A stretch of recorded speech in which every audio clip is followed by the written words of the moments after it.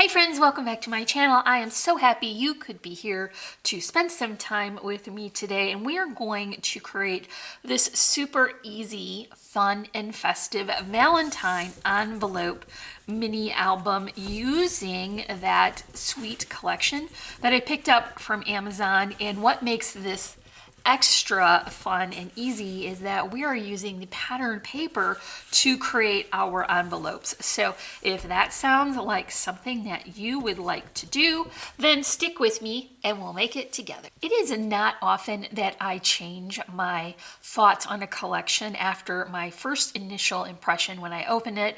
I shared this in last week's video. It is from Amazon, and I basically ordered this because I wanted to see what the quality would be. This is double-sided paper, and it is got a very nice print quality to it. I really like all the colors. I initially thought that it was a little bit thin, so it is not quite as thick as double-sided designer collection papers, but it is thicker than regular single-sided paper. So I thought that I liked it a little bit, enough to use it, and that was true last week. This week I'm picking it up and I'm using it for a totally different purpose, and I have really decided that I love this paper because I was able to score it without it cracking or tearing, and that is usually the trouble with single-sided paper, is that your score tool can rip it, and with a thicker collection paper you will probably crack the surface and the core would show through. Some people have luck with that. I am not one, but today I decided I wanted to try to create some envelopes with this paper, and I was blown away at how nicely this scored. So I was able to create that envelope book with this paper. Now, one thing I will mention is to take a look at the directionality of the pattern before you decide to make an envelope, because once you start folding it, part of your pattern could be upside down. So pick a pattern that is non-directional and you're going to have a great looking envelope. So for my project today, I'm going to use my envelope punch board. I know you can't see this, it's too little. I can barely see it even looking over the top of it, but I'm just telling you the instructions that I'm following that's on the base, and this is directing me to cut my paper to be 7.5 by 7.5 and then to score it at 3 3/8. So I'll just go ahead and do that really quickly with this piece of cardstock. A little bit easier to see without the pattern, but if you have a scoreboard such as this, then you will be familiar with this process. Just lining up that score line with the little indicator and then following that around so that I can have envelope that is all ready to fold. So once I've got all of those lines in, I do want to come back around and use my scoreboard on the opposite side to round off those corners and make them look nice. So I have done that for my book, and it is going to take 6 envelopes to finish this off the way I have it shown.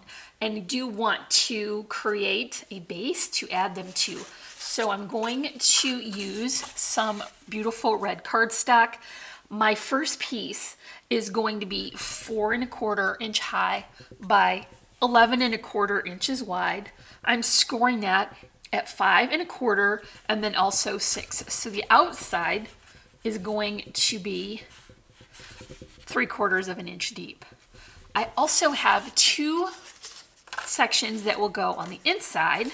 You can see that I have already added my score tape to that. They are each 4¼ high by 10 3/4 wide. It's scored it at 5¼ and then also at 5.5. So this will give me 2 sections that will each have 1/4 inch spine. I'm going to use my 2 glue method here on these sections just because I want them to be very sturdy. So I'll just remove the excess and then add my Tombow. You could use whatever cardstock coordinated with your pattern paper that you choose. You could even use white. I think that would look very nice. This may not seem super sturdy initially, but once you have all of those envelopes attached, it really is quite thick and nice.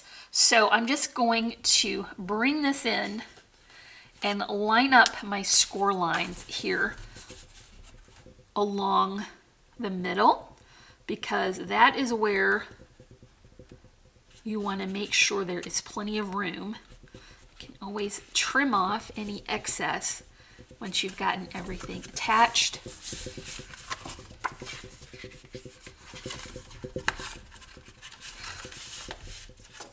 And then I'll just repeat that process on the other side.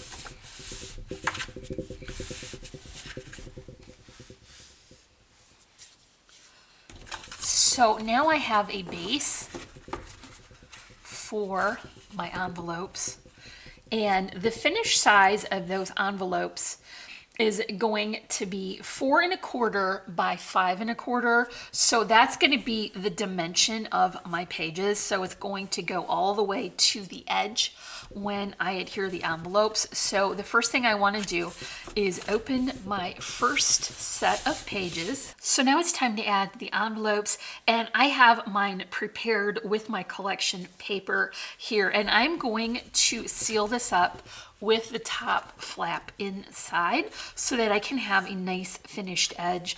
I have added some double-sided adhesive all the way down here so that when I fold up the bottom flap, that is going to close that off and create my pocket. And then I've got double-sided adhesive on the back. You will notice that I have not gone all the way to the outside edge with my tape, because due to the unpredictable nature of folded things, it may extend beyond the edge a little bit, and I don't want any glue or adhesive to be sticking out over the edge. So just like on our previous layers, it is important to me to line up the edge of my envelope with my first score line, because that way I'll be ensured that it will fold properly. So whatever angle you have to get this to arrive at placing this evenly into the corner and then along the side, you will want to do that. So here is my first one. And for each set of pages, I decided that I would want them to match. So I've gone ahead and cut my envelopes and created them with the same paper for each set of pages. I've also decided that I would have inserts that pull out, and for these you need them to be a little bit narrower so that they slide in and out. And then just so that I would have a frugal use of paper, I decided that they would only be 4 1/4 inch high. So I've got my cardstock here. It is cut to be 4 1/4 inches high by 5 wide, and that way that will slip in and out. While I made the envelopes, this collection created some extra strips of my pattern paper, and I decided to be frugal and use those on my inserts. So not quite tall enough to cover the whole insert, but I can layer them so that it will be a good use of my offcuts and be a little bit more interesting to look at. So you want to arrive at a measurement for your pattern paper that's 4 1/8 inch high by 4 7/8 inch wide. And even if you have to layer them, That's going to be the final outside measurement. Now, if you want to, you could use a single sheet, but you'd have to cut into additional sheets of paper, and I'm trying to be a little bit more frugal. So here is my insert. Now you will notice that I am alternating the scale of my paper. So I have my geometric, I'm switching out for a floral, and it's much lighter so that it is a definite layering pattern, and you can see that it will come out beautifully and layered. I do want to include another set for these 2 pages when they open. So I'm going to go with the diagonal plaid and the same process, just lining that up along the score line in the bottom to keep everything square and even. And then I repeat that for this side as well. You don't have to match your papers. That's just how I like to do it. This would be a good use of offcuts if you had some that were mismatched. So I'm just going to add that here. And for the inserts on this page, like I mentioned, I'm going to change the scale. So you see I've got the darker background with that dot, and it is a very definite layering pattern. So this collection did not come with focal images, and I decided I was just going to work with that and see how I liked how it turned out. And I am actually quite happy with it. I think that even without images, this is really cute. And it's a little bit faster and easier to make if you're not worrying about tip-ins and folding inserts and that type of thing. So I think this is a very nice afternoon project. So here is my envelope for this side. And then here's the last one. I went with that large floral, but it is non-directional. So it didn't matter if these roses were upside down. It just is an all over pattern. And for this side, I'm going to go with that beautiful check and tuck that into there. So there's some additional room in these pockets if you want to add a couple of keepsakes or mementos. You could even glue some pictures to the front if you were finishing this like a scrapbook. But now you can see that it did get nice and sturdy, even though we just have cardstock on the outside. So let's finish the cover now, and I am still using those offcuts. That makes me happy. We want to arrive at a measurement of 4 1/8 by 5 1/8. For this project, I'm going to join them. You do not have to if you want to cut them from a single sheet. But I really actually like these layering patterns together, so that works for me. And then I'll finish this off with more of that cute plaid. For the front, I do want to wrap it with ribbon, but I want to secure my pattern paper onto a separate piece first so that I can have the ribbon running underneath it. So I'll just use this scrap. I cut it to be 4 1/8 by 5 1/8, so it would be the exact measurement I need to add this to the cover and still get that nice cardstock border of the base. So here is the cover, and I'm going to wrap the book with ribbon closure. This is beautiful scarlet stitched satin ribbon from Really Reasonable Ribbon, and it is absolutely beautiful rich red color, and that is going to work so well with this red and pink collection. So I'll just pull off the amount, and then I'm just going to add a little bit of my double-sided adhesive tape so that I can tack my trim into place. Then I'll capture that between the pattern paper and the base, be my front cover layering patterns. I do have a die cut doily. This one's a little bit smaller, but it has a nice thick profile to the scallop, so that makes it nice.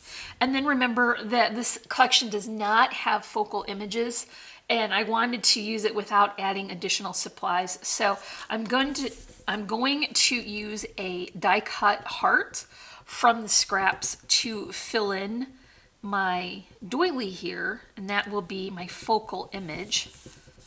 I cut that with that sweet polka dot pattern. And then I'm going to bring in a fairly generous size flower arrangement for such a small book. I do have some flowers layered here with netting, twine, die cut leaves, and then I'm adding some glittery hearts from the Dollar Tree and more of that beautiful ribbon trim. And that's just going to go along the outside.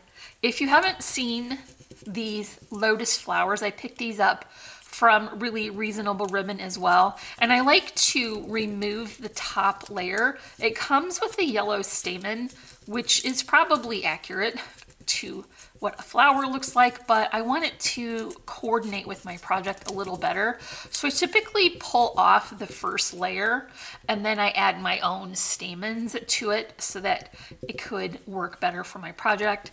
I can also pull this out and use these additional layers, so you get a little bit more mileage out of the packaged flowers.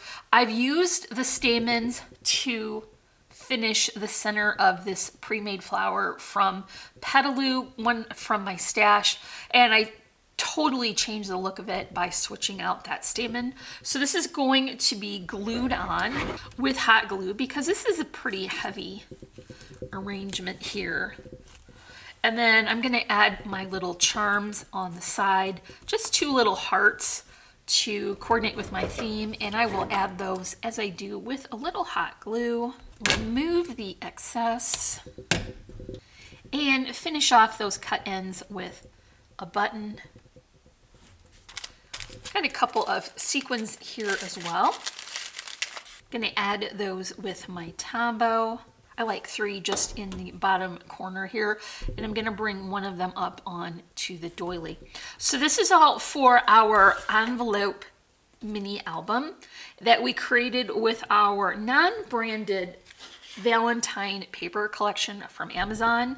I hope that you enjoyed this project as much as I enjoyed creating it. It was a lot of fun to score with that pattern paper and really kind of opens up a lot of possibilities that you could use for this collection. It's not really a collection, but it all coordinates, so that's what I'm going to call it. If you want to check out this paper pack, I will link it in the description below, as well as the trims and the flowers that I use from Really Reasonable Ribbon.